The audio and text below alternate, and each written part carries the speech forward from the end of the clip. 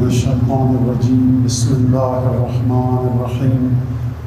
الحمد لله الذي جعل الحمد مفتاحا لذكره وسببا للمزيد من فضله ودليلا على آلائه وعظمته، والصلاة والسلام على عبده وأمين وحيه وخاتم رسله سيدنا ومولانا بالقاسم محمد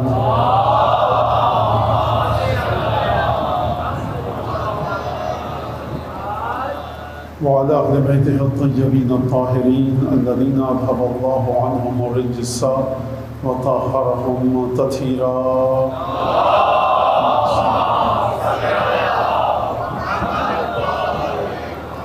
واللعن الدائم على أعدائهم أجمعين. أما بعد، فقد قال الله الحكيم في كتابه المجيد: أعوذ بالله من الشيطان الرجيم. من يشرك بالله فكأنما خر من السماء فتخطفه الطير أو تهوي به الريح في مكان سحيق.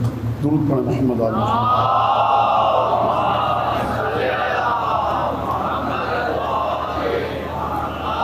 آج جو آیت پڑھی میں نے خطبے میں آپ کے سامنے، یہ مختلف ہے اور یہ کل کی گفتگو، پرسوں کی گفتگو سے متعلق ہے، کہ جس میں خداوند تبارک و تعالیٰ نے شرک کرنے والے کی کیفیت کو بتلایا.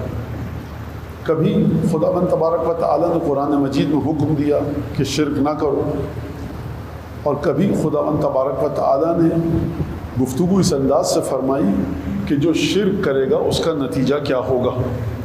تو یہ دونوں طرح کی آیات قابل غور ہیں. ایک آیت، پہلی آیت جو ہمیشہ مسلسل آپ کے سامنے سرنامہ کلام میں پڑھ رہا ہوں کہ ان اللہ لا یغفر ان یشرک بہ ویغفر ما دون ذلک لمن یشاء. خدا شرک کرنے والے کو معاف نہیں کرے گا، شرک کے علاوہ کوئی بھی گناہ ہو اس کو معاف کر دے گا.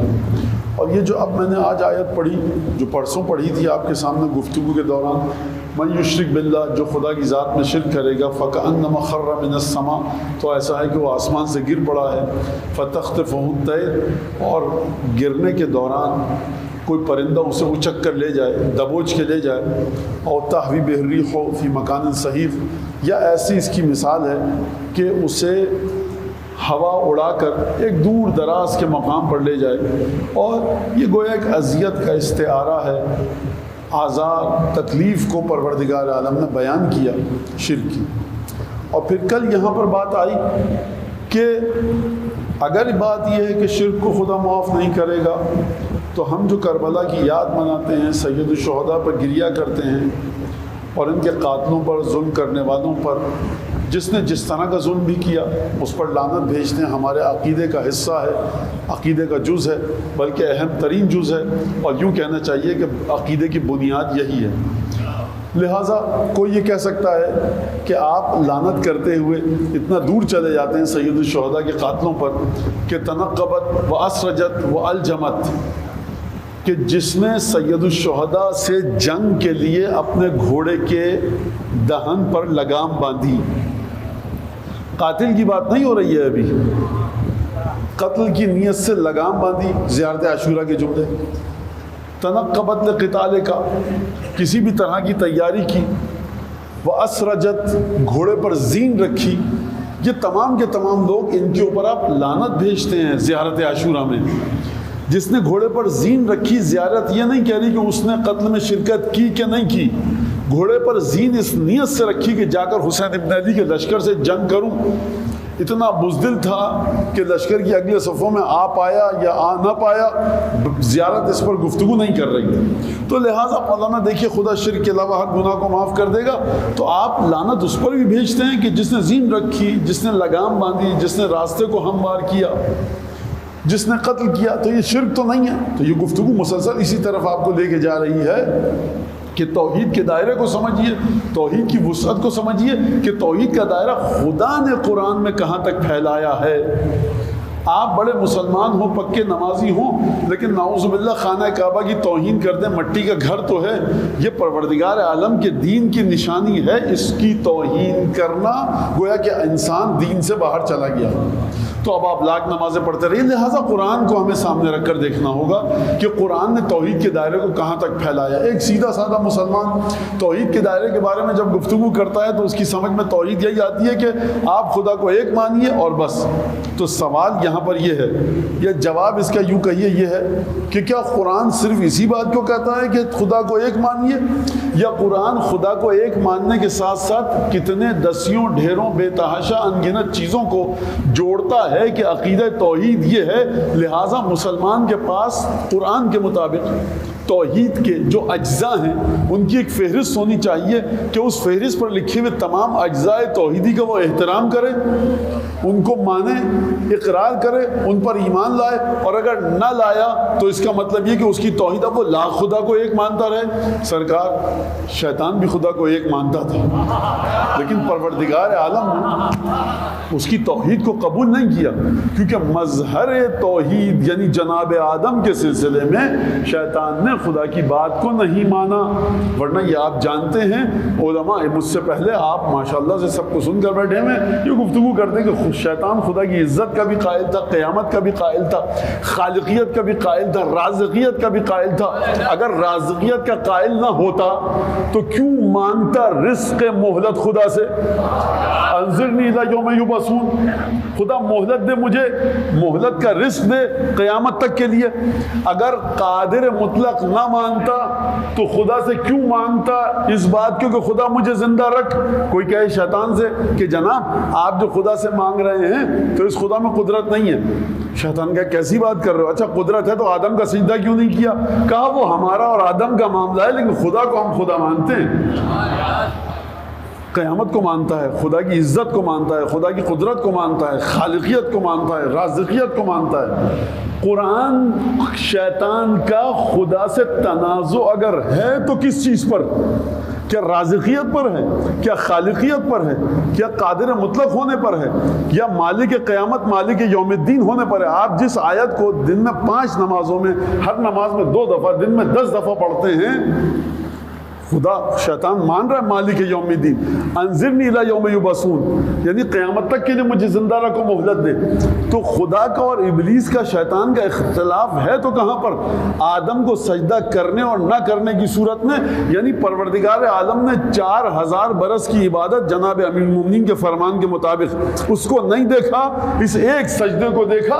یعنی توحید کا جز اب آپ کو سمجھ میں آیا کہ جہاں جہاں خدا جس طرح سے حکم دیتا رہے خدا کے حکم کے مطابق چلتے رہو.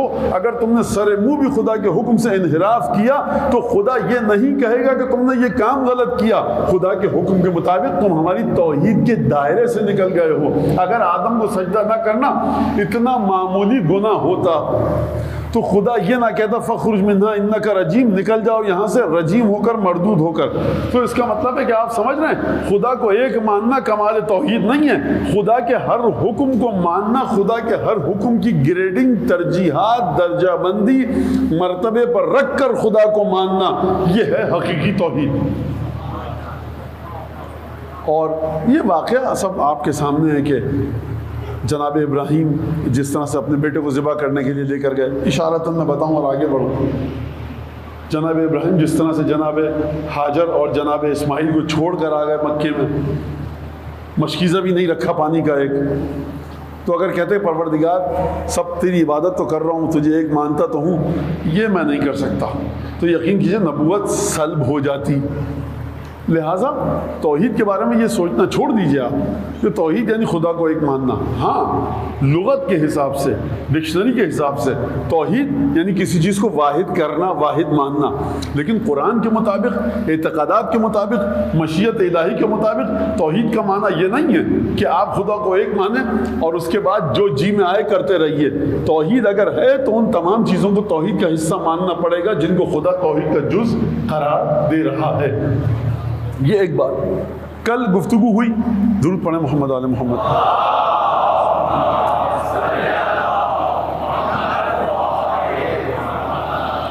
برائے خوشنودی امام زمانہ بلند کر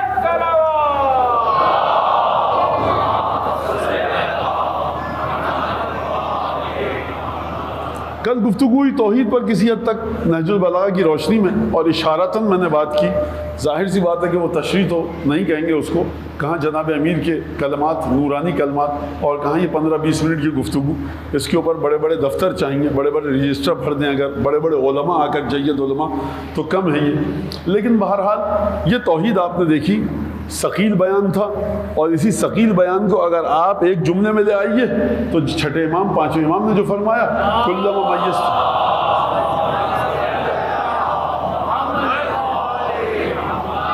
کلما میزتموہ بأدق اوہامکم، یہ کل کی تقریر چل رہی ہے اب تک خلاصہ، کہ تم اپنی باریک بین ترین عقلوں کے ذریعے اور سوچ بچار کر کے، بہت پڑھے لکھے ہو تم، فلسفی ہو، مختلف علوم پڑھے ہوئے ہیں تم نے، اور جو کائنات کی ایک ایک چیز کو تم باریک بینی سے دیکھتے ہو، وہ عقول، وہ عقلیں، سوچو کہ خدا ایسا ہے، مخلوق لکم مردود الیکم، وہ تمہاری طرف واپس پلٹ کے تمہیں دے دیا جائے گا، اور وہ تمہارے ذہن کی مخلوق ہے۔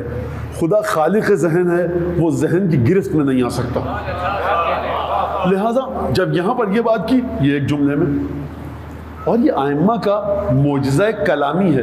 معجزہ صرف دروازہ خیبر اکھیڑنا نہیں ہے، معجزہ صرف یہ نہیں کہ چھٹے امام ٹھوکر مارے اور مردہ زندہ ہو جائے، معجزہ یہ بھی ہے کہ رجسٹر کے رجسٹر جس گفتگو پر بھر دیے جائیں، امام آ کر اس گفتگو کو 2 جملوں میں سمیٹ کر رکھ دے۔ جب کسی نے پوچھا کہ ابن رسول اللہ، حضرت امام باب الحوائج موسیٰ بن جعفر علیہ السلام سے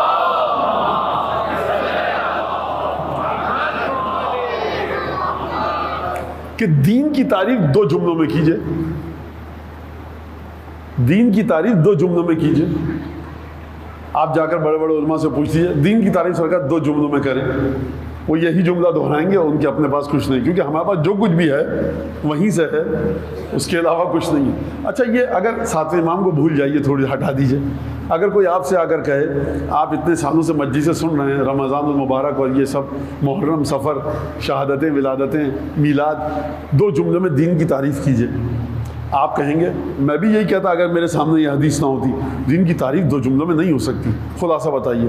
لیکن سرکار 7ویں امام ہیں، دریا کو کوزے میں بند کرنا جانتے ہیں، فرمایا کہ الدین النصیحۃ لخلق اللہ والتعظیم لامر اللہ۔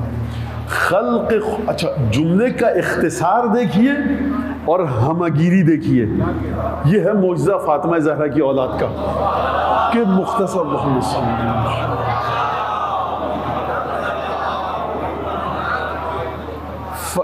آپ ہمگیری دیکھیے، پھیلاؤ دیکھیے، یعنی جہاں جہاں خدا کی مخلوق ہے، امام کا یہ جملہ وہاں وہاں جا کر اپلائی ہو رہا ہے، اور جہاں جہاں خدا کا حکم ہے، امام کا یہ جملہ وہاں جا کر اپلائی اور اجرا ہو رہا ہے۔ فرمایا النصیحۃ لخلق اللہ، مخلوق الہی کے ساتھ خلوص، پاکیزگی اور طہارت کے ساتھ برتاؤ کرو، اور امر الہی کی تعظیم کرو۔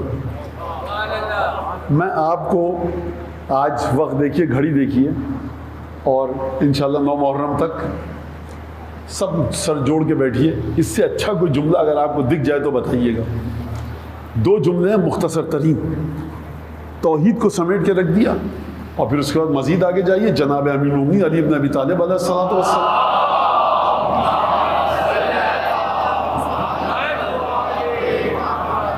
چھٹے امام کے پاس ایک شخص آتے کہتے ہیں، یا ابن رسول اللہ 2 جملوں میں مجھے توحید اور عدل بتائیے۔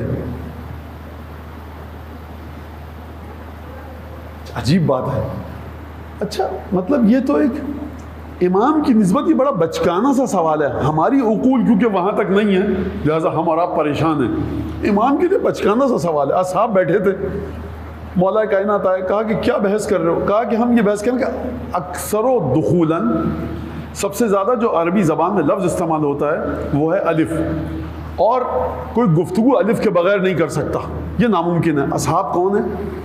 فرانسیسی، اسپانیولی اور انگریزی بولنے والے نہیں ہیں، عربی بولنے والے اصحاب ہیں۔ کہا کہ نہیں ہو سکتا، اور سب مکے مدینے کے۔ کہا کہ اچھا، وہیں پر جناب امیر نے بغیر الف کے خطبہ دیا، یعنی جہاں تم سر جوڑ کے بیٹھو اور فیصلہ کرو کہ نہیں ہو سکتا۔ اب سرکار آپ نے تو نہیں بتایا تھا علی کو کہ گھر سے تیاری کر کے آنا، علی یہ آج سوال آئے گا، کہا کیا رہے ہو تم لوگ؟ کہا اچھا یہ لو خطبہ، اور جا کر ہم بغیر الف کے ہیں.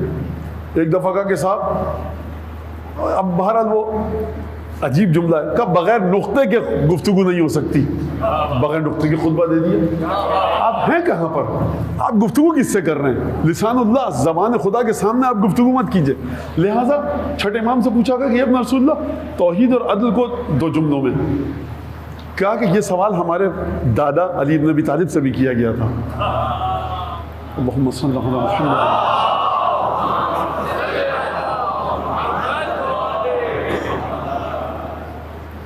یہاں تک بات آئی تو ایک بات اور سن لیجئے. یہ ائمہ کی ایک عادت ہے.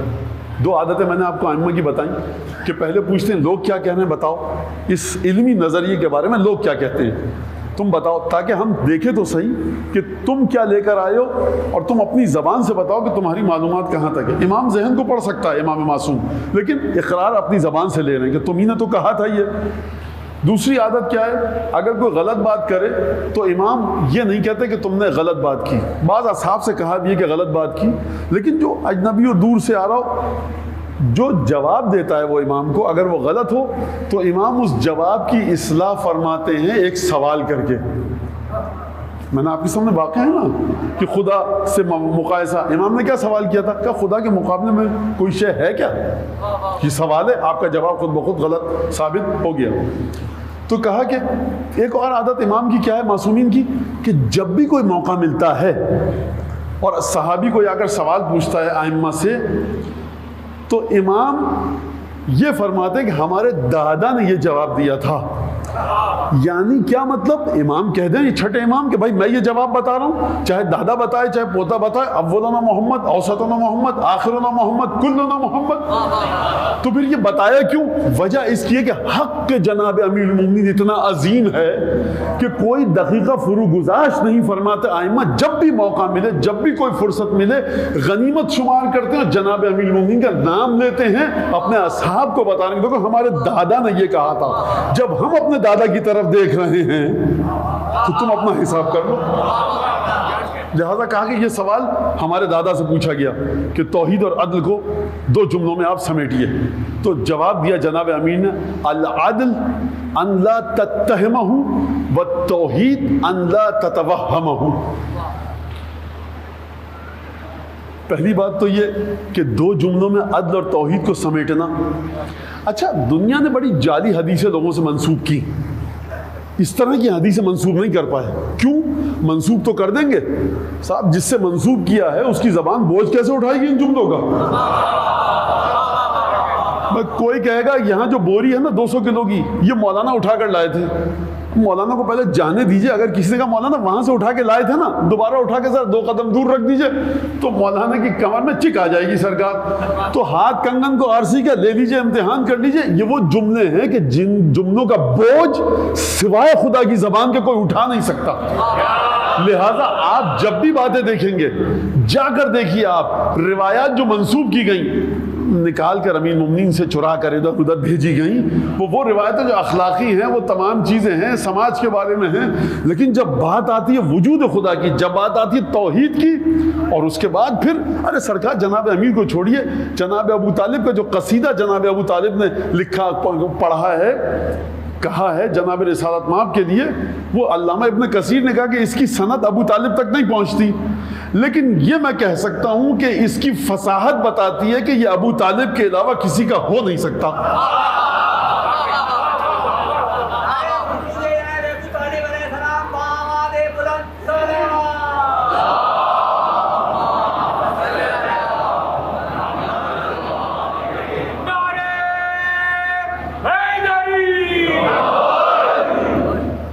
لہٰذا اور یہ ہمیشہ جناب ابو طالب سے لے کر جناب امیر تک، جناب امام حسن عسکری علیہ السلام کے زمانے تک یہ سلسلہ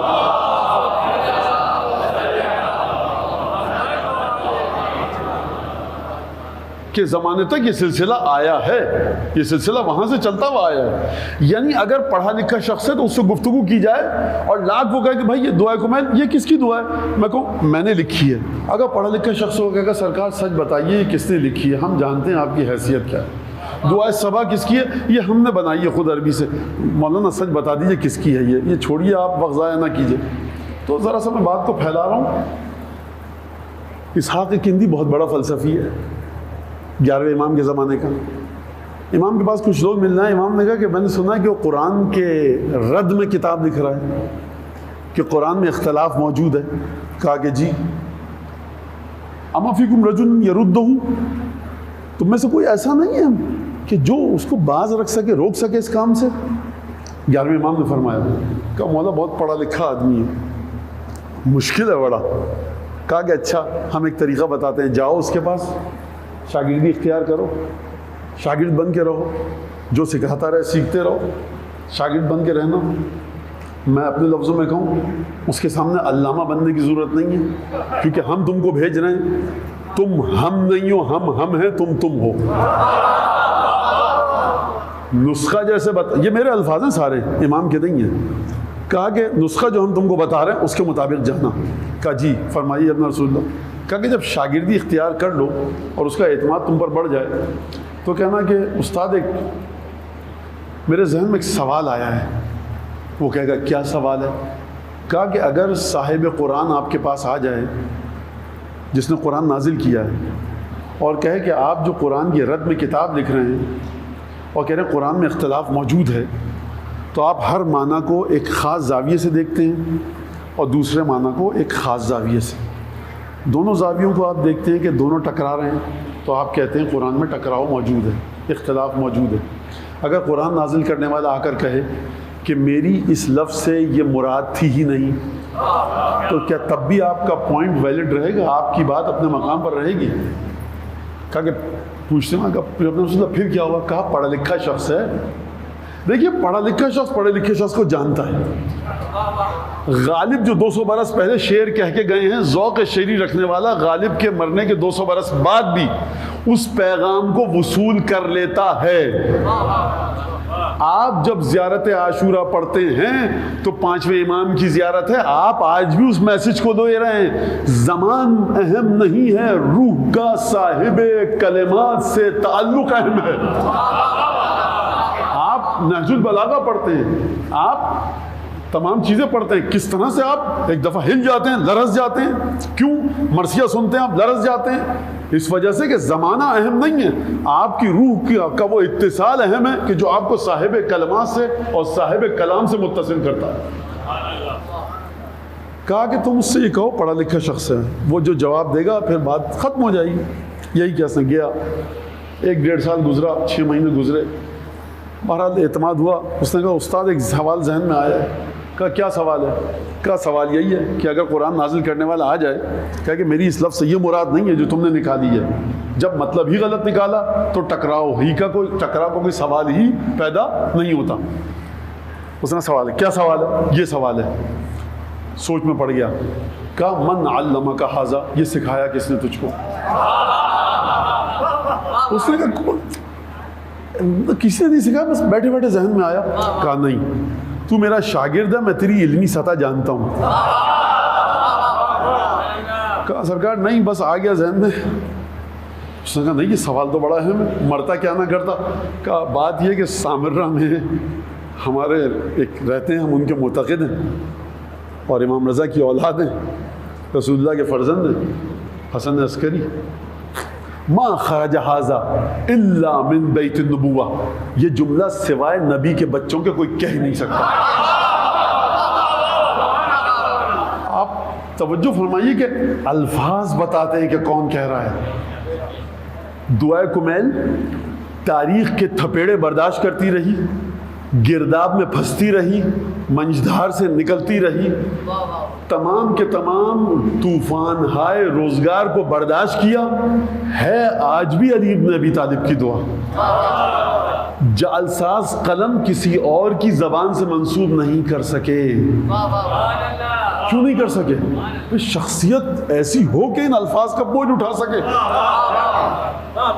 توجہ فرما رہے ہیں آپ اس بات کو، تو اس بات کو سمجھیے آپ. لہذا جناب امیر المومنین، اور یہ خطبے چلیے دوبارہ اس جملے پر، العدل ان لا تتوہم العدل ان لا تتہمہ والتوحید ان لا تتوہمہ. توحید یہ ہے کہ تم خدا کو اپنے وہم کے پنجوں میں جکڑ نہ پاؤ. عدل یہ ہے کہ خدا کو کسی بھی طرح کا الزام نہ دو. دو جملوں میں توحید اور عدل کو ختم کر دیا. اس نے کہا تھا نا 2 جملوں میں بتائیے، امام نے 2 جملوں میں بتا دیا. اگر وہ کہتے تفصیل سے تو امام کہتے جاؤ نہج البلاغہ کا خطبہ پڑھ لو جو ہمارے جج نے دیا. بھائی تفصیل چاہیے یہ ہے، اختصار چاہیے یہ ہے. اگر معجزہ چاہیے تو معجزات بھی ہیں. اب ذرا اس کو سمجھ لیجیے. ابو اسماعیل سندھی تھا. کب کی بات ہے؟ امام رضا کے زمانے کی. بہار الانوار میں واقعہ موجود ہے. کہتا سمعت ان فی العرب حجۃ للہ، میں نے سنا کہ عرب میں خدا کی کوئی حجت ہے. ابو اسماعیل سندھی اس کا نام تھا. اب یہ مسلمان تھا جب گیا یا جانے کے بعد مسلمان ہوا یہ مجھے نہیں پتا، یہ روایت میں موجود نہیں ہے. صرف مجھے یہ پتا لگا کہ حجت وہاں پر ہے. اسی سندھ سے گیا تھا. اب سندھ کی حدود کہاں تک تھی اس وقت، کہاں تک پھیلا تھا؟ 8ویں امام کے زمانے میں. امام کی ولادت ہوئی 148 ہجری میں اور 203 ہجری میں امام رضا علیہ السلام شہید ہو گئے. تو یہ اس زمانے کی بات ہے. لیکن امام مدینے میں تھے تو لہٰذا یہ بات ہونی چاہیے 199 ہجری سے پہلے کی. آپ اس کو لیجئے 148 سے لے کر 199. اور 148 ہجری سے اگر لیں گے آپ تو بھی غلط ہے، بلکہ آپ اس کو لیجئے 183 ہجری سے 199. کیوں؟ کیونکہ امام موسیٰ کاظم امامت جو ختم ہوئی ہے شہید ہوئے 183 ہجری میں. توجہ فرما رہے ہیں آپ؟ یا 183 سے بھی 3 سال اس میں سے نکال دیجئے، کیونکہ حکم خدا امام رضا کو یہ تھا کہ 3 برس تک امام بننے کے بعد کسی سے گفتگو نہ کرنا. تو 186 سے 199 ہجری کتنے ہو گئے؟ 9 اور 4 13 برس. یہ 199 ہجری سے پہلے کا واقعہ ہے اور 186 ہجری کے بعد کا. اب اگر کوئی اہل مطالعہ ہے تو دیکھیں سندھ کے حالات کیا تھے. پوچھتا پاچھتا سفر کیا، کہاں سے ہوتا ہوا گیا امام رضا کی خدمت میں مدینے میں، اور جا کر اس نے ٹوٹی پھوٹی عربی میں سلام کیا. اب سندھی بولنے والا کوئی مومن یہاں پر ہو تو وہ خوش ہوگا، ہونا بھی چاہیے. امام نے سندھی میں جواب دیا، کہا کہ ظننت انک لا تحسن، میں سمجھتا تھا کہ آپ کو سندھی نہیں آتی، میں نے ٹوٹی پھوٹی عربی میں گفتگو کی. پھر کہتا ہے کہ اس کے بعد امام نے مجھے ایک ایسی چیز عطا کی کہ جس کو میں نے منہ میں رکھا، جب باہر گیا تو بہترین عربی بولتا ہوا باہر گیا.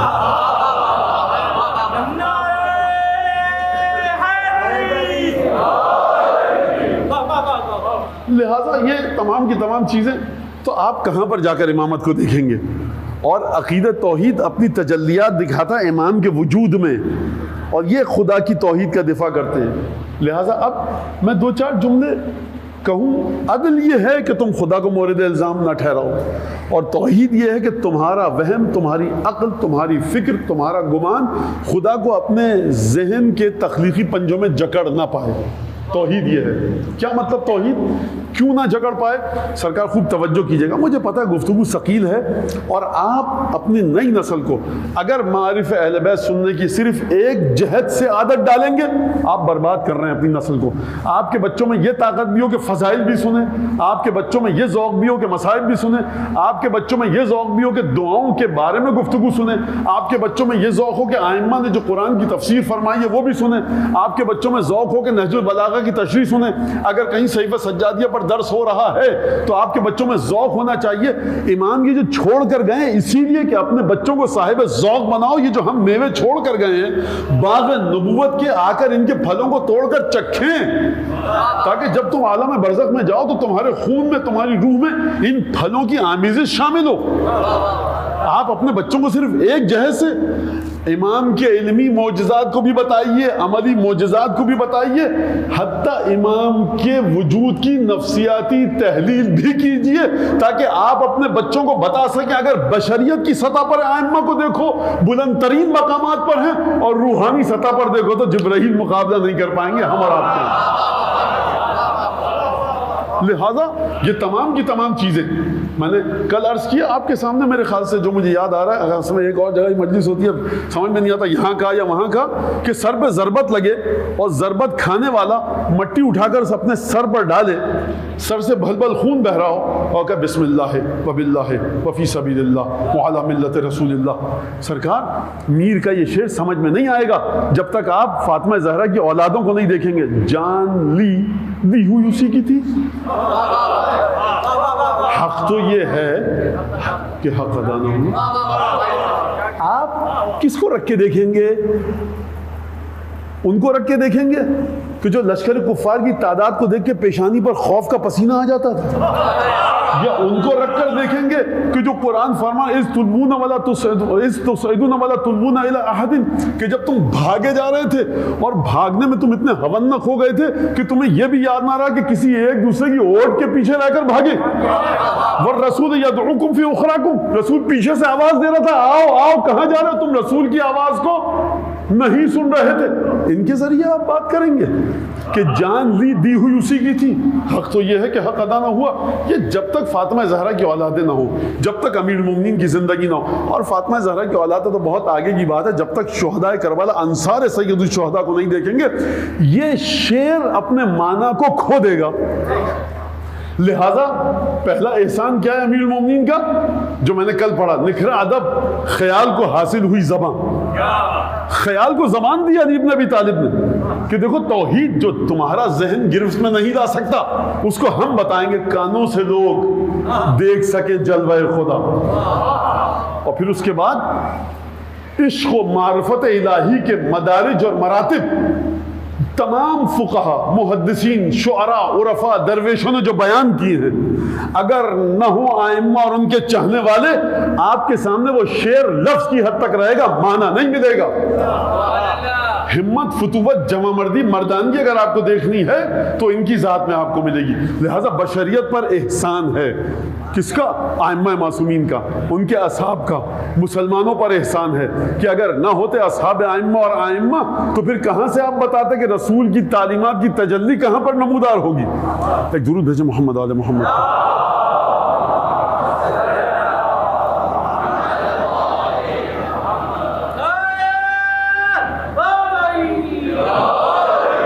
مجھے اس کو ذرا سا مزید آپ کی اجازت سے گفتگو کرنے دیجیے. ذرا ایک نقطے تک میں آپ کو لے کے جانا چاہتا ہوں. جناب امیر کا وہ حق تو خیر ادا نہیں ہو سکتا، کس نے علی ابن ابی طالب کا حق ادا کیا ہے، کون کر سکتا ہے اور کوئی نہیں کر سکتا.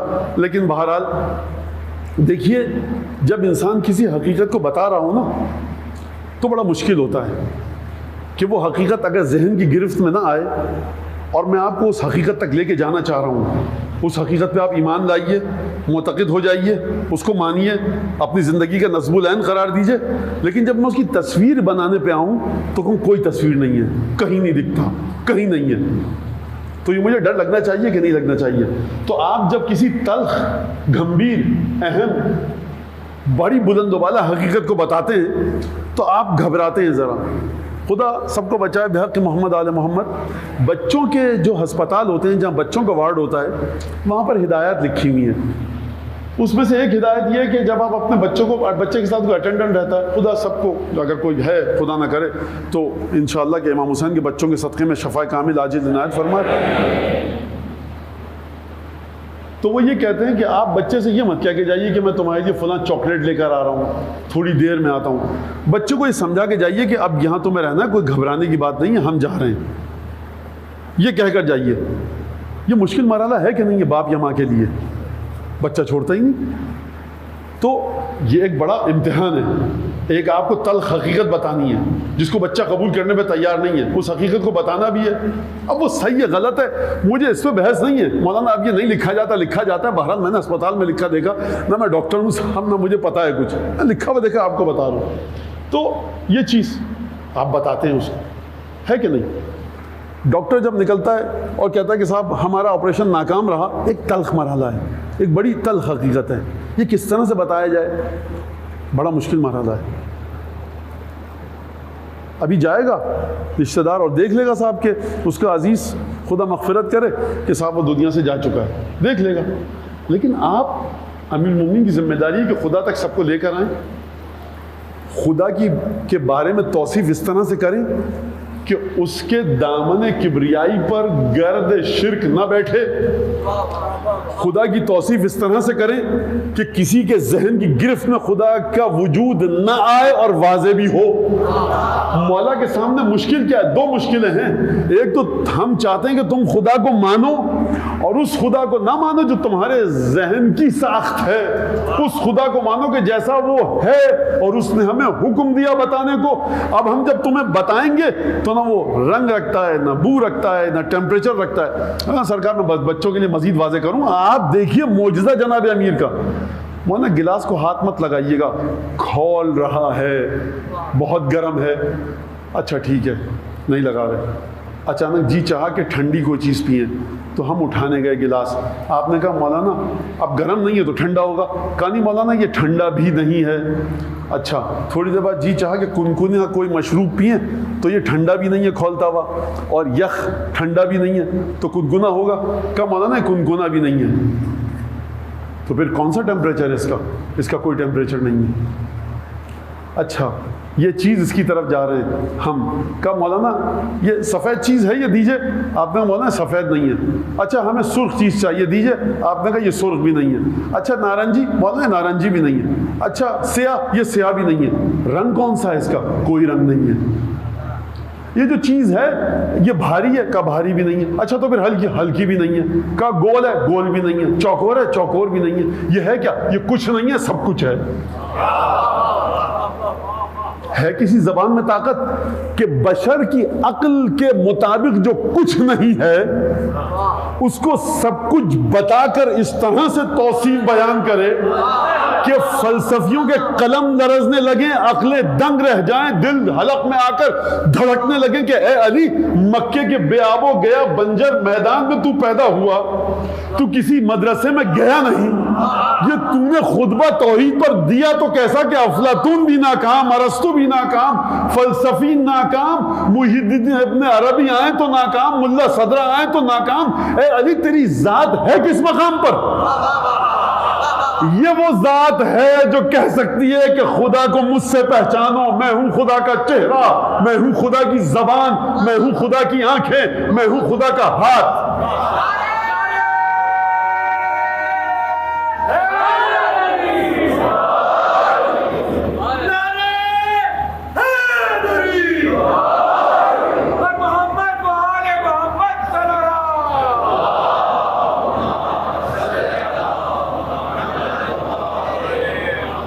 اچھا کل بات رہ گئی جو کل میں نے بند پڑے تھے. اگر مجمع سمجھ گیا کس کے تھے تو فبہا، اور نہیں سمجھا تو میں بتاؤں سرکار اتنے دبنگ چنگھاڑتے ہوئے لہجے میں سخنور ملیح آبادی گفتگو کر سکتا ہے. جناب حضرت جوش ملیح آبادی رحمت اللہ علیہ کے اشعار ہیں یہ. کانوں سے لوگ دیکھ سکیں جلوہ خدا، یعنی مطلب کیا اس بات کا؟ یا علی تیری ذات وہ ہے جو پتھر میں جان ڈال دے، یا تو سماعت کو بصارت عطا کر رہا ہے. یہ جناب امیر کا معجزہ. لیلائے حق کو، اب آپ نے توجہ فرمائی، لیلائے حق کو محمل تقریر میں بٹھا. خدا کا وجود ایک رمیدہ لیلا کی طرح ہے، ایک بھٹکتی ہوئی لیلا کی طرح ہے. اس کو صحرائے، عجیب جملہ ہے، صحرائے گم گشتہ سے محمل تقریر میں بٹھا. یا علی کہیں تو جا کر سمجھا کہ خدا ایسا ہے. ذہن مجنوع بشر اس گمگشتہ لیلا کو گرفت میں نہیں لے پا رہا. یعنی تو اس لیلا کو مجنوع کے پاس لے کر آئے گا. لیلائے حق کو محمل تقریر میں بٹھا، گوشے بشر کو چشم حقیقت نگر بنا. ہاں شمع ذات خیمہ الفاظ میں جلا. خدا کی ذات کی شمع کو جو کوئی نہیں دیکھ پا رہا، نہ کوئی سن سکتا ہے، نہ چکھ سکتا ہے، نہ چھو سکتا ہے، نہ دیکھ سکتا ہے، نہ سن سکتا ہے. ذات خدا ہوا سے خمسہ سے ماورا. یہ معجزہ ہے علی ابن ابی طالب کا، فاطمہ بنت حسن کے لال کا، کہ خدا کی توصیف ایسے بیان کی ہیں الفاظ، لیکن بشر کے ذہن کو خدا کے وجود کے ساتھ کسی شرک سے آلودہ کیے بغیر لیلائے حق کو محمل تقریر میں بٹھا. ہاں شمع ذات خیمہ الفاظ میں چلا. کانوں سے لوگ دیکھ سکیں جلوہ خدا. اب اگر خدا ایسا ہے، سنیے حضرت جوش ملیح آبادی پھر ایک درود بھیجیں ذرا ان کے اصحال صاحب کے لیے.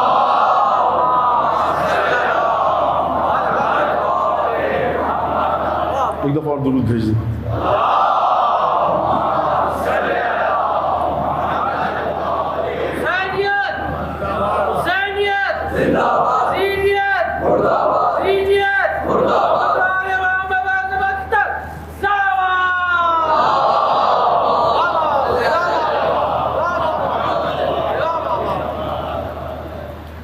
اس بات کو یہیں تک روکتے ہیں.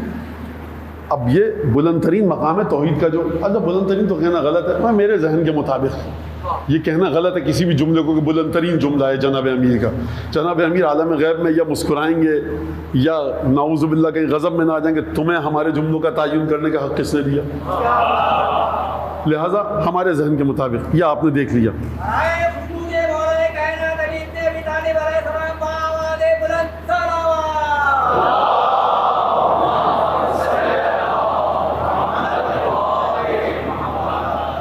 ابو شاکر دہسانی آتا ہے چھٹے امام کے پاس, کہتا ہے دلنی اعلیٰ معبود, مجھے میرے معبود کی رہنمائی فرمائیے. گھر کے صحن میں ایک بچہ گزر رہا تھا, اس کے ہاتھ میں انڈا تھا. امام نے بچوں کو بلایا, کہا کہ ادھر آؤ یا غلام, ادھر آؤ بیٹا, اور کہا کہ دامن البیزا, یہ انڈا مجھے دو. اچھا وہ پوچھ رہا خدا کے بارے میں سوال, امام کہہ رہا انڈا مجھے دو. کہاں دادا جو 2 جملوں میں توحید کا خلاصہ کر کے جا رہے ہیں, اور کہاں پوتا. ائمہ ہر ایک کی عقل کو دیکھ کر اس کے مطابق بات کرتے ہیں. کہا کہ ترہا وحید بھی ہوگا, دیکھ رہے ہو انڈا, خوب توجہ کیجیے گا. دکھا کر اندیکھی چیز کی طرف لے جانے والے کا نام ہے حضرت جعفر ابن محمد الصادق.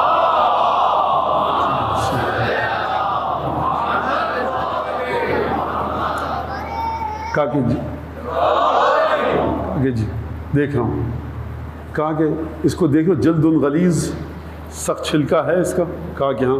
وتحت الجلد الغلیظ جلد رقیق, اس چھلکے کے اندر ایک بہت باریک سی جھلی ہے, ایک ممبرین ہے. کہا کہ ہاں. اور کہا اس باریک سی جھلی کے اندر ذهب مایا وفضة سائلہ, پگھلی ہوئی چاندی, پگھلا ہوا سونا ہے. کہا کہ ہاں. مطلب کیا؟ یعنی اس انڈے میں یا زردی ہے یا سفیدی ہے. کہا کہ ٹھیک ہے. اور ہر انڈے میں کسی بھی پرندے کا ہو اس میں یا زردی ہوتی ہے یا سفیدی. امام نے کہا کیا تم نے دیکھا ہے کسی کو کہ جو اس انڈے کے اندر جائے اور لل فضت الزائبہ تختلط الذهب السائلہ, نہ پگھلی ہوئی چاندی پگھلے ہوئے سونے سے مل رہی ہے, نہ پگھلا ہوا سونا پگھلی ہوئی چاندی سے مل رہا ہے. کہا کہ ہاں نہیں ملتا. کہا تم نے کسی کو دیکھا ہے اندر جاتے ہوئے جو اس کو روک کے رکھے؟ کہا کہ نہیں. کہا کہ اچھا اس میں کتنے رنگ ہوتے ہیں؟ 2. اب یہ میں آسان کر کے بچوں کے لیے بتا رہا ہوں, اپنے جملوں کو اس حدیث کے ساتھ ملاتے ہوئے. یہ جملہ ذہنوں میں رکھیے گا کہ میرے جملے بھی ہیں. انڈے کو کس نے بتایا کہ جناب بیزا, بیز انڈا, سرکار آپ کبوتر کا ہیں اور آپ کی مادر گرامی کے پروں کا یہ رنگ تھا. تمام انڈوں میں یا زردی ہوتی ہے یا سفیدی. یہ انڈے کو بتاتا کون ہے کہ اس میں سے اس طرح کا جانور نکلنا چاہیے؟ اور دوسری بات فرمایا کہ یہ انڈے کو بتاتا کون ہے, یہ تو پھر بھی آسان ہے, اس کا جواب شاید کوئی دے دے, لیکن یہ انڈے کو بتاتا کون ہے کہ دیکھو ہیں 2 رنگ, لیکن مور کے انڈے میں سے وہ چوزا نکلتا ہے جو بڑے ہو کر انگنت رنگ رکھتا ہے. یہ رنگ جو اس کے پروں میں ہیں اس کے انڈے میں تو نہیں تھے. یہ اس مایا کی زردی اور سفیدی کو ہدایت کس نے کی اس جانب کہ اس کے اندر یہ استعداد کس نے رکھی؟ خوب توجہ کیجیے گا. یہ صلاحیت اور استعداد کس نے رکھی؟ اگر خود اس انڈے نے رکھی تو یہ کام ہو نہیں سکتا. کسی اور نے رکھی تو اس کا نام کیا تھا؟ یہ میں اپنے الفاظ ملا رہا ہوں اور بتا رہا ہوں آپ. تو تھوڑی دیر بعد ابو شاکر دہسانی نے سر کو جھکایا اور کلمہ پڑھا اور کہا اشہد ان لا الہ الا اللہ واشہد ان محمد رسول اللہ واشہد انک حجت اللہ, اور گواہی دیتا ہوں کہ آپ خدا کی حجت ہیں. لہٰذا امام کی جو گفتگو ہے توحید کے بارے میں امام نے اس طرح سے بنائی، اور جب کسی نے مناظرہ کرنا چاہا تو امام نے اس کے ساتھ توحید پر مناظرہ بھی کیا۔ یہ وہ چیزیں ہیں کہ جو ہم کو بتا رہی ہیں کہ وارث علم لدنی، یعنی عقیدہ توحید کا تسلسل، عقیدہ توحید کا بیان، عقیدہ توحید کی تشریح اور تفسیر ائمہ معصومین کے پاس ہے۔ اور کوئی کہے کہ مولانا آج کا پروفیسر بھی یہ بات کر سکتا ہے، سرکار پروفیسر کسی یونیورسٹی میں تو گیا ہے نا، استادوں سے تو پڑھا ہے۔ امام جعفر صادق نے کس سے پڑھا؟ امیر المومنین نے کس سے تعلیم حاصل کی؟ جناب سیدہ کس کے درس میں گئیں؟ امام حسن اور امام حسین کس کے درس میں گئے؟ امام سجاد کس کے درس میں گئے؟ اور کہاں سے درس حاصل کیے؟ تو لہٰذا یہ وہ سوالات ہیں جو اس بات پر آپ کو مجبور کریں گے ماننے کو کہ ان کے پاس سیکھا ہوا علم نہیں ہے، ان کے پاس لدنی علم ہے جو وراثت کے ذریعے منتقل ہوتا ہے۔ درود بھیجیں محمد علیہ وسلم۔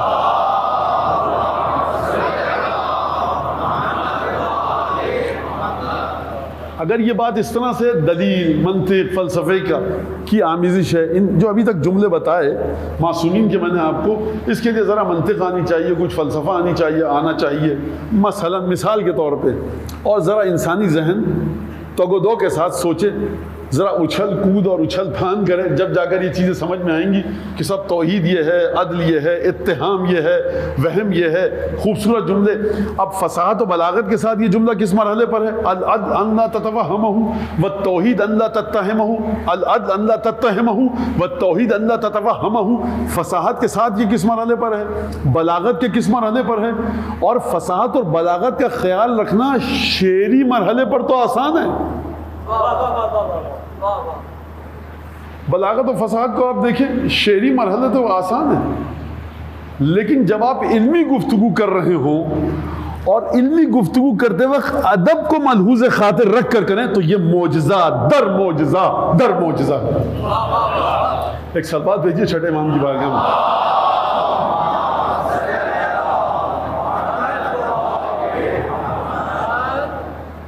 انیس کا یہاں پر شعر ہے کہ ہاں اے کمیت قلم اچھی نہیں یہ چال، زیبا غزل و شعر میں ہے ذکر و خد و خال۔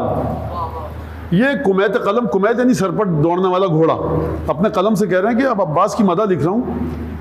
ہاں دیکھ کمیت قلم اچھی نہیں یہ چال، اے قلم اب زیادہ یہاں پر غزل سرائی مت کر، عباس کا سراپا جو تو لکھ رہا ہے یا غزل سرائی مت کر، زیبا غزل و شعر میں ہے ذکر خد و خال۔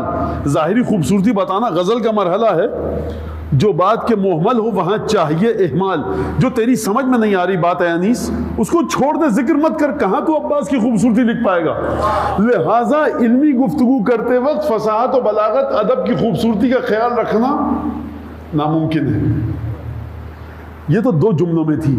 اب آج شب جمعہ بھی ہے، دو چار جملے میں دعائے کمیل کے، اس سے پہلے جناب امیر المومنین کی بارگاہ میں امام زمانہ کی نیابت کی نیت کرتے ہوئے ایک ذرا درود بھیجیے۔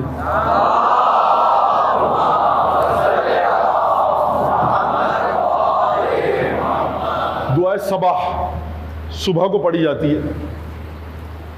اچھا وہ امیر المومنین کی صبح تھی، وہ ہم جیسے گناہگاروں کی صبح نہیں ہے کہ صاحب آنکھیں غنودگی سے بند ہو رہی ہیں، میں اپنی بات کر رہا ہوں تو کہاں دعائے صبح اور کہاں تسبیح جناب سیدہ۔ زندگی ایسی ہو چکی ہے، دیکھیں کہ اس زندگی کے ساتھ آپ تعلیمات اہل بیت سے متمسک ہو ہی نہیں سکتے سرکار۔ زندگی مادیت کے ساتھ اس مقام پر پہنچ چکی ہے کہ اس میں آپ کا قصور نہیں ہے، آپ اسی دنیا میں رہتے ہیں، آپ کو ایسے حالات سے دوچار کر دیا گیا ہے کہ آپ فکر نان شب و روز میں رہتے ہیں، آپ اپنی زندگی کے ابتدائی ترین مسائل میں گرفتار ہیں، تو اب آپ ان چیزوں تک نہیں پہنچ سکتے۔ لیکن اس کے باوجود معصومین کا احسان ہے کہ انہوں نے ہم کو وہ نسخے بتائے ہیں کہ اس زندگی کے ساتھ ساتھ ہم اس کو نسخے پر عمل کر کے اپنی روحانیت کی ترقی کو امام تک پہنچا سکتے ہیں کہ جہاں امام نے پسند فرمایا ہے۔ لہٰذا وہ بیچارہ شخص جو 2 بجے رات کو تھکا ہارا آ رہا ہے اور بجلی نہیں، پانی نہیں، وہ کیا خاک بیچارہ صبح اٹھ کے وقت پر نماز پڑھ پائے گا؟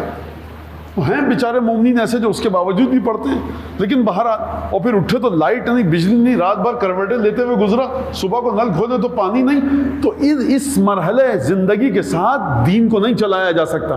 یاد رکھیے حضرت حجت جب آئیں گے تو پہلی چیز جو کریں گے ناحق غصب کیا ہوا مال مظلوم کو دیں گے، پہلا کام یہ کریں گے. اور روایت ہے کہ دانتوں میں جو کسی کا مال پھنسا ہوگا، دانتوں میں جو خلال دندان سے نکلتا ہے، اس کو نکال کر حقدار تک پہنچائیں گے. امیر المومنین نے پہلا کام آ کر کیا، کرپشن کو ختم کیا. جب تک فساد ختم نہیں ہوگا معاشرے سے، معاشرے میں عبادت نہیں ہو سکتی. رسول خدا کی حدیث ہے لولا الخبز ما عبد اللہ، اگر روٹی نہیں ہوتی خدا کی عبادت نہ ہو پاتی. شکم خالی کے ساتھ وہ گھر اور تھا جو پانی پی کے سو جائے. ہر گھر نہیں ہو سکتا. اور جتنے بھی گناہ اس فساد کی وجہ سے ہوں، بدعنوانی کی وجہ سے ہوں، وہ سارا ان لوگوں کے حساب میں جائے گا جو اس کے ذمہ دار ہیں، اور وہ اپنی قبر میں اس کا مزہ چکھیں گے. تمام کے تمام گناہ جو زندگی میں ہوتے ہیں، تمام کے تمام گناہ، وہ صرف اس وجہ سے کہ انسان اپنی قبر کو بھول گیا، انسان اپنی برزخ کو بھول چکا ہے. اگر انسان کو اپنی قبر یاد رہے تو انسان گناہ نہیں کرے گا. کیا وجہ ہے کہ بڑے بھائی کے ہاتھ میں باپ کی جائیداد آئی، ہتھیالی چھوٹے بہن بھائیوں کو سسکتا ہوا چھوڑ دیا؟ کیا وجہ ہے؟ کیوں؟ یہ آسمان پر نہیں ہوتے گناہ سرکار، اس میں تمام کے تمام لوگ شامل ہیں. کسی بھی مکتبہ فکر کا ہو، چاہے سنی ہو، چاہے شیعہ ہو، چاہے ہندو ہو، چاہے سکھ ہو، چاہے عیسائی ہو. عدالت میں جا کر دیکھیے، وہاں جائیداد کے جھگڑے صرف مسلمانوں کے نہیں ہیں. سنی، شیعہ، سکھ، ہندو، عیسائی، تمام فرقے، تمام مذہب کے لوگ ہیں. یہ کس وجہ سے؟ اس وجہ سے کہ برزخ کو بھول گیا انسان. کس وجہ سے؟ دوسرے کا مال کھا رہا ہے. کس وجہ سے؟ دوسرے کے مال کو ہتھیا دیا. کس وجہ سے؟ دوسرے کے مال کی خبر نہ لگنے دی. تو یہ اب واقعات جو ہم تک آتے ہیں مولانا ہونے کے ناطے واقعاً بڑے تکلیف دیں، لیکن بہرحال دیکھیے، چھوڑیے اس بات کو اور ہم آگے بڑھتے ہیں. ادب کا خیال رکھنا علمی گفتگو بتا کرتے وقت. یہ تو علمی گفتگو تھی خالصتاً جو نہج البلاغہ کا خطبہ بتایا میں نے آپ کو. اب چلیے ادب کے ساتھ، لٹریچر کے ساتھ توحید پر گفتگو. دعائے صباح. اللہم یا من دلع لسان الصباح بنطق تبلجہ وسرح قطع اللیل المظلم بغیاہب تلجلجہ واتقن صنع الفلک الدوار فی مقادیر تبرجہ وشعشع ضیاء الشمس بنور تأججہ یا من دل بذاتہ علی ذاتہ وتنزہ عن مجانس کیفیاتہ. پروردگار عالم کی توصیف علی بن ابی طالب بیان کر رہے ہیں دعائے صباح میں. اللہم یا من دلع لسان الصباح بنطق تبلجہ، اے خدا حمد تیری ذات سے مخصوص ہے جس نے صبح کی روشنی کو طاقت گویائی عطا کی سورج کی زبان دے کر. یا من دلع لسان الصباح بنطق تبلجہ، دلع یعنی زبان کا باہر نکل جانا. کوئی چیز کب اپنے وجود کا احساس دلاتی ہے؟ جب گفتگو کرے کہ وہ کس سطح پر اس کا علم ہے. جناب امیر فرمانا اے پروردگار تیری ذات کو سے مخصوص ہے ہم کہ تو نے صبح کو طاقت گویائی عطا کی، روشنی صبح دے کر. توحید پر بھی گفتگو ہے، ادب کا بھی فنکار کا بھی شہ پارا ہے. علمی گفتگو ہے لیکن ادب کے ساتھ ہے. یا من دلع لسان الصباح بنطق تبلجہ، اور اس کے بعد وشعشع ضیاء الشمس بنور تأججہ، اور تو نے سورج کو شعائیں بخشی، وہ چہرہ دے کر جو مسلسل بھڑک رہا ہے آگ کے الاؤ کی طرح. یا من دل بذاتہ علی ذاتہ، تیری ذات وہ ہے جس نے خود اپنی جانب رہنمائی کی ہے. ہم چیزوں کے ذریعے خدا کو نہیں سمجھتے، خدا کے ذریعے خدا کو سمجھتے ہیں. وَدَلَّ بِذَاتِهِ عَلَى ذَاتِهِ وَتَنَزَّهَ. اب دیکھیے جب جناب امین نے صبح کی بات کی، رات کی بات کی، وَسَرَّحَ قِطْعَ اللَّيْلِ الْمُظْلِمِ بِقَيَاهِبِ تَلَجُّجِهِ، اور پروردگار تو نے رات کو حصوں میں بانٹا. یہ سرحا کا سین رے ہے. سرحا یہ کب کہا جاتا ہے؟ جب آپ اپنی داڑھی کو، محاسن کو کنگا کریں کہا جاتا ہے تسریح. سین رے یہ ہے، مختلف معنوں میں آتا ہے. تسریح تے سین رے یہ ہے، تسریح. سرحا سرحا قطع اللیل المظلم بغیاہب تلجلجہ، اور پروردگار تو نے رات کی تاریکی کو چھوٹے چھوٹے مختلف حصوں میں بانٹا.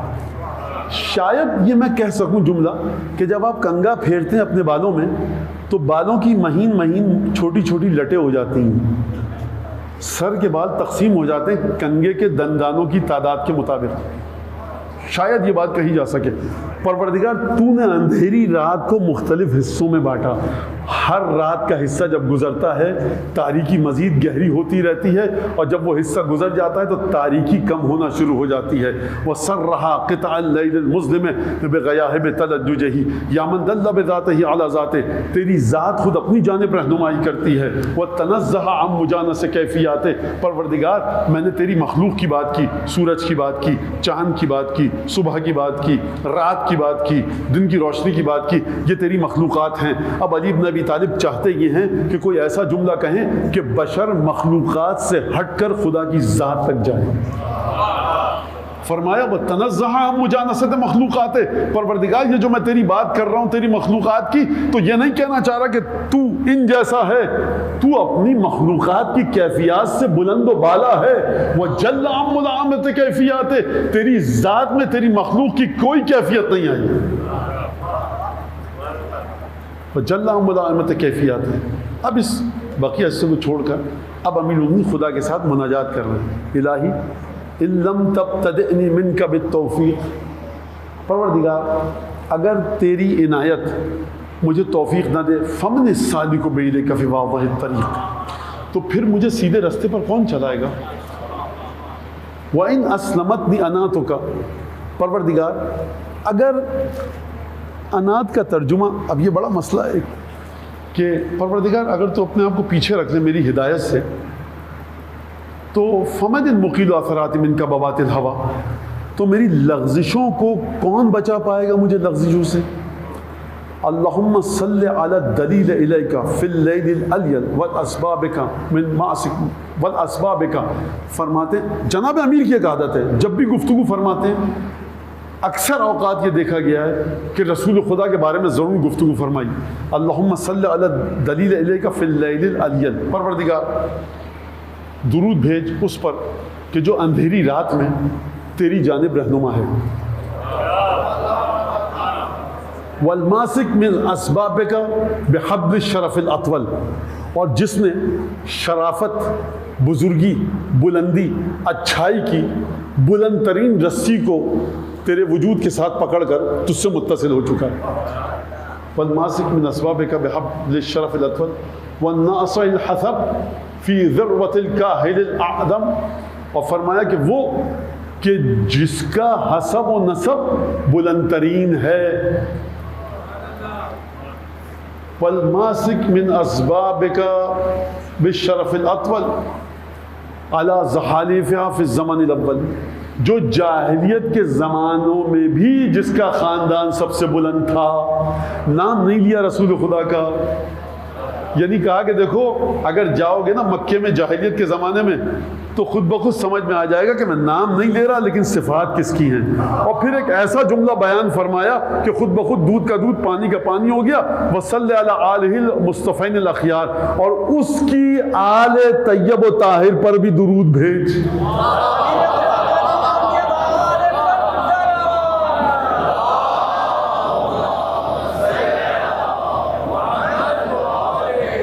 یا من ارقدنی فی مہاد امنہ و امانہ و ایقظنی الی ما, اے وہ ذات کہ جس نے مجھے اپنے امن و امان کے جھولے میں سکون کے ساتھ سلا دیا. اچھا, جب خدا کا بندہ سو جائے تو کوئی بھی نقصان اس تک پہنچ رہا ہوگا وہ نہیں دیکھ سکتا. اسے کہتے ہیں ادب, ادبیات, لٹریچر. بڑا لٹریٹ قسم کا یہ طریقہ گفتگو ہے.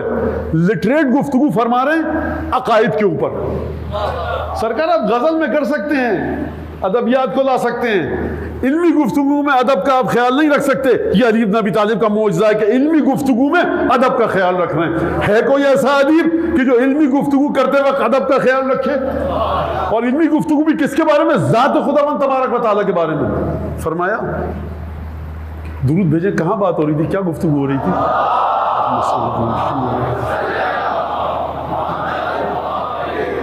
ذرا درود دوبارہ بھیجے, میرے ذہن سے بالکل گفتگو نکل گئی. کہاں تھے؟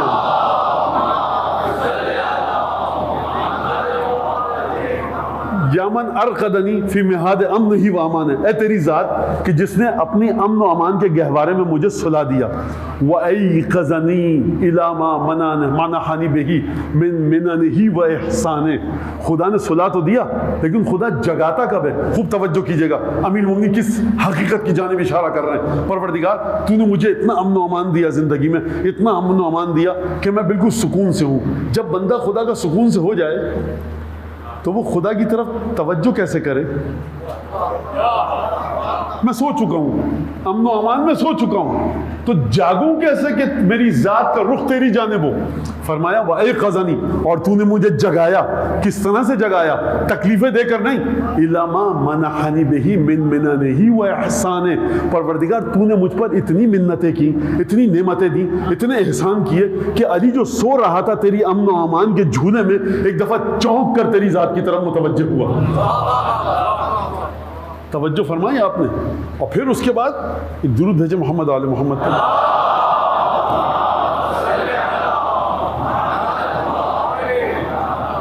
یعنی امیر المومنین یہ دعا صبا میں یہ 2 4 5 جملے میں نے آپ کے سامنے پڑھے، رسول خدا پر گفتگو فرمائی کس طرح سے صبح کے ذریعے تمام کی تمام چیزیں اور وہ تمام کے تمام مسائل بیان فرمائے۔ ترجمہ پڑھیے گا آپ جا کر دعا صبا کا، تو یہ مرحلہ ایک، اور پھر اس کے بعد یہ ہے جناب امیر المومنین، یہ ہے سے مطلب نعوذ باللہ گستاخی ہے یہ جملہ کہ میں کہوں یہ ہے علی ابن ابی طالب، یہ وہ علی ہے جو ہم سمجھ پائے۔ کبھی یہ ہے علی ہم کہہ سکتے ہیں یہ ہے خدا، کہاں یہ خدا ہے؟ جب ہم یہ نہیں کہہ سکتے یہ خدا تو یہ علی بھی نہیں کہہ سکتے۔ اب آپ مجھے بتائیے کہ اس طرح کے علی ابن ابی طالب ہیں، فرمایا رسول خدا نے زینوا مجالسکم بذکر علی ابن ابی طالب، اپنی مجالس کو زینت دو علی ابن ابی طالب کے ذکر سے، ہر مجلس کی زینت علی ابن ابی طالب۔ اچھا اگر علی ابن ابی طالب کو ایک بیٹی عطا ہو کہ جس کو کہا جائے زین اب، باپ کی زینت، زینب یعنی باپ کی زینت، باپ کی زیب و زین، تو اب آپ کو دیکھنا پڑے گا کہ جناب زینب کے اندر کیا خصوصیات ہیں کہ جو علی ابن ابی طالب جو ہر مجلس مومنین کی زینت ہیں، جناب زینب اس علی ابن ابی طالب کی زینت ہیں۔ میں 2 جملے کہہ کر بات کو آگے بڑھاؤں کہ دیکھیے علی ابن ابی طالب کے 18 بیٹے تھے، سب نے جیسا امتحان دیا، ابو الفضل عباس سے لے کر اور محمد حنفیہ سے لے کر اور جناب سید الشہداء اور امام مجتبی، سب جو 2 معصوم بیٹے ہیں، اور تیسرے جناب ابو الفضل معصوم کے بالکل تالی تل، مرحلہ عصمت پر ہے ابو الفضل عباس بھی، لیکن بہرحال وہ ایک الگ بحث ہے۔ تو امتحان دیا، واحد ہستی جناب زینب ہیں کہ لباس سے مستوریت میں ہیں، لباس نسوانیت میں ہیں، تعلق ہے صنف اناث سے، تعلق ہے صنف نازک سے، لیکن جب گفتگو فرمائی تو فصاحت بھی بابا کی حفظ کی، لہجہ بھی بابا کا حفظ کیا۔ میں کہوں گا یا علی آپ نے بڑے خطبے دیے لیکن جناب زینب کی طرح علی ابن ابی طالب کوئی خطبہ نہ دے سکے۔ یا علی آپ نے مسلمانوں کی بڑی خبر گیری کی، آپ نے اپنے خاندان کی بڑی خبر گیری کی، لیکن جناب زینب نے دائرہ نسوانیت میں رہ کر حسین کے بچوں کی حفاظت کی ہے۔ یہ وہ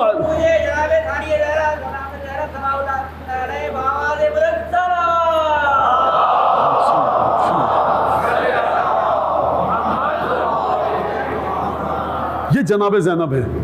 لہٰذا آج جن 2 شہزادوں کے مصائب کا ذکر ہے وہ ددیال سرکار، برائی یا ددیال سے آتی ہے یا ننیال سے؟ میں ان بچوں کی کیا بات کروں، ان میں برائی کا، نقص کا، خامی کا تصور ہی نہیں۔ ددیال دیکھیں تو جعفر طیار، ننیال دیکھیں تو علی ابن ابی طالب، اور کیا خوبصورتی ہے ان دونوں بچوں میں کہ ددیال اور ننیال جا کر مل رہا ہے ذات فاطمہ بنت اسد میں۔ تو سرکار اب یہ بچے، دوسری خوبی سنیے ان بچوں کی، جناب امیر کے بارے میں تو آپ جانتے ہیں قیامت ہوگی، جناب نوح کو خدا بلائے گا کہ نوح حل بلغتا، کیا تم نے تبلیغ کی؟ نوح کہیں گے بلا قد بلغت، پروردگار میں نے تبلیغ کی، کہا گواہی لاؤ۔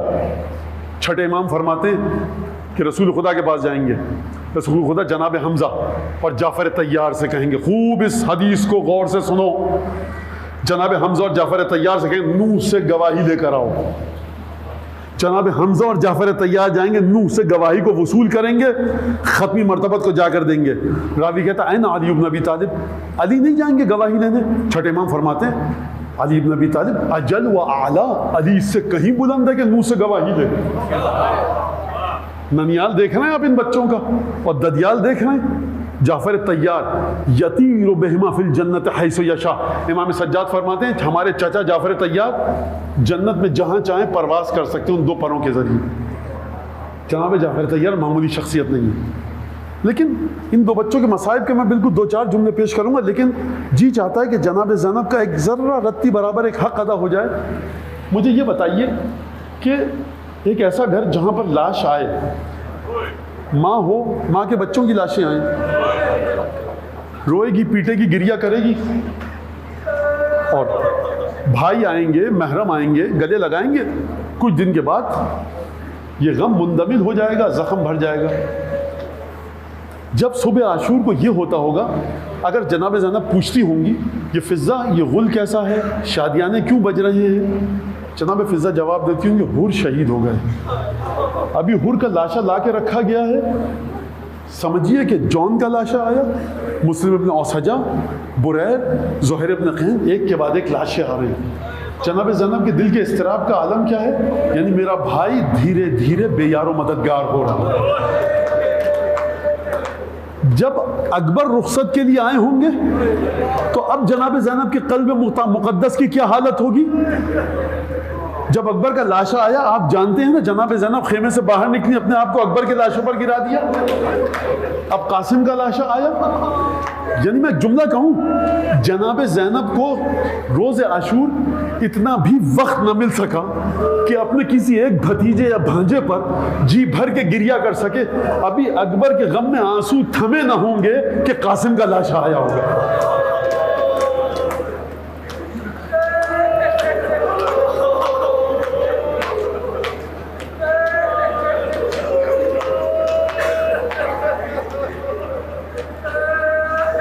انیس نے کہا روکے کوئی رستے میں تو ڈریو نہ میری جان.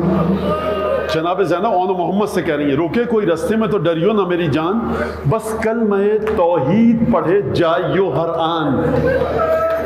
اب اس پر وقت نہیں ہے کہ میں اس بند کی تشریح کر سکوں. بخدا انیس عرش اعلیٰ پر جا کر شاید یہ بند کا ہے جناب زینب کے بچوں کے لیے.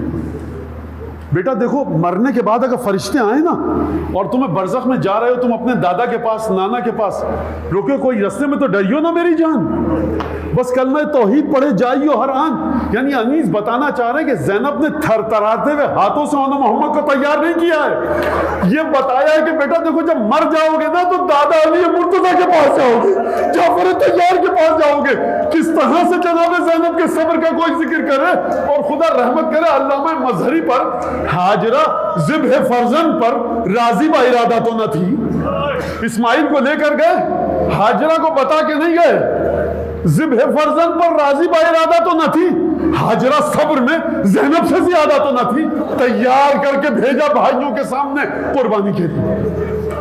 بس کلمہ توحید پڑھے جائیو ہر آن.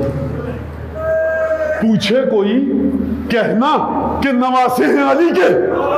مرنے کے بعد بیٹا ہو تو محمد اگر کوئی تجھ سے پوچھے نا کہ ہو کون, کہنا علی کے نواسے ہیں.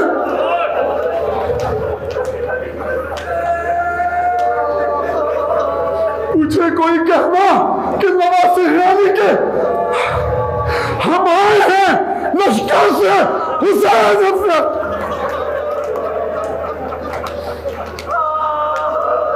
جب رسول خدا کی شہادت ہوئی 4 برس کی زینب 85 دن کے بعد رات کی تاریکی میں ماں کے تابوت کے پیچھے چلی. جب رات کی تاریکی میں ماں کا جنازہ دفن ہوا, صبح ہوئی ہوگی, زینب کو ماں تو یاد آئی ہوں گی, آنکھوں سے آنسو تو نکلے ہوں گے, علی آگے بڑھے ہوں گے نا, گلے لگایا ہوگا, حسن حسین کے چہرے کو دیکھا ہوگا, سکون ملا ہوگا, بنی ہاشم کی خواتین آئی ہوں گی, محارم آئے ہوں گے. اچھا 21 رمضان کو جب علی شہید ہوئے ہوں گے خون آلود محاسن کے ساتھ, تو حسن حسین محمد حنفیہ ابو الفضل عباس موجود ہیں. گلے لگایا ہوگا پھوپھی کو, جب حسن مصطفیٰ کو خون کی قے کرتے ہوئے دیکھا ہوگا، حسین اور عباس موجود ہیں، ایک کے بعد ایک شہادت ہوئی جوانان بنی ہاشم کی، علی اکبر گئے، اون محمد گئے، قاسم گئے، یہ تمام کے تمام جوان گئے، ہر دفعہ خیمے میں آ کر یہ میرا عقیدہ ہے، حسین گلے لگاتے ہوں گے، فاطمہ کی بیٹی ہے۔ اس بی بی نے جب سے ہوش سنبھالا اپنے چاہنے والوں کو شہید ہوتے ہوئے دیکھا، لیکن کچھ چاہنے والے ہمیشہ ایسے تھے جو آ کر کلیجے سے لگاتے تھے، پیشانی کا بوسہ لیتے ہوں گے، دست شفقت سر پر رکھتے ہوں گے، لیکن کربلا وہ امتحان ہے جناب زینب کا کہ جب عباس شہید ہوئے حسین آئے تسلی دینے کے لیے، لیکن مجھے یہ بتاؤ کہ خلاصہ پنجتن جب حسین شہید ہوئے ہوں گے تو کس نے تسلی دی ہوگی؟ جو تسلی دے سکتا تھا بھتیجا رسن بستہ توقع جامعہ کے ساتھ زینب سب کو تسلی دے، کوئی زینب کو تسلی۔ شہزادے میدان جنگ میں گئے، دونوں شہزادے میدان جنگ میں گئے، 13-14 برس کا سن، کئی پہر کی پیاس، جنگ کی، زخم لگے، گھوڑے سے زمین پر آئے، نہ جانے کون شہزادوں کے لاشیں لے کر آیا، تاریخ میں نہیں کہ بی بی خیمے سے باہر آئے۔ 11 محرم کی صبح آئی، دیکھنے والوں نے دیکھا جب یہ قافلہ قتل گاہ سے گزرا، ایک ضعیفہ ناقے سے زمین پر آئی، حسین کے بدن تک گئی، دونوں ہاتھ بدن کے نیچے رکھے، آسمان پر بلند کیے، اللہم تقبل منا ھذا القربان، زینب سے اس قربانی کو قبول فرما۔ اور محمد کے لاشے پر بعد میں گئی، پہلے حسین کے لاشے پر، پروردگار یہ حسین کی بہن تیری بارگاہ